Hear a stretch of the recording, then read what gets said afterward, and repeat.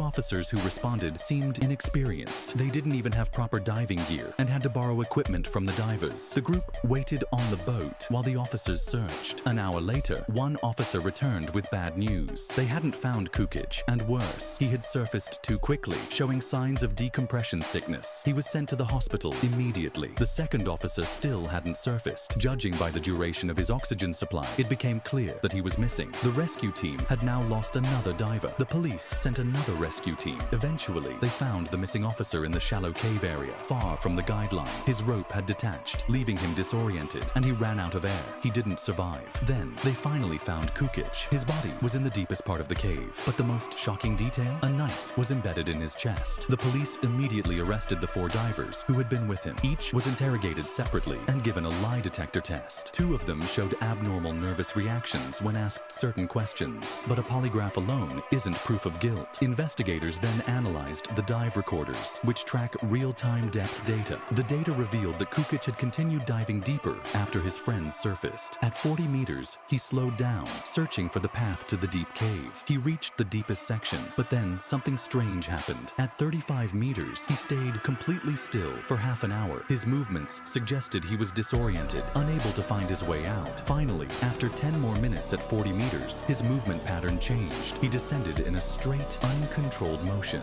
His data was drastically different from his friends. They had surfaced together. This ruled them out as suspects. What about the person who stayed on the boat? He had no dive recorder data, but an investigation found no signs of equipment use. Without a proper dive setup, it would have been impossible for him to dive deep enough to reach Kukic. Some suspected foul play. Perhaps someone tampered with the dive recorder, but forensic analysis confirmed that the device was intact and untouched. Then came the final, most chilling conclusion. The forensic report showed that the angle and depth of the knife wound were consistent with self-inflicted injuries. Trapped in the depths of the cave, running out of air, Kukic likely realized he wasn't going to make it out alive. Faced with suffocation and panic, he made a devastating decision to end his suffering on his own terms. This case remains one of the most tragic and mysterious diving incidents in history.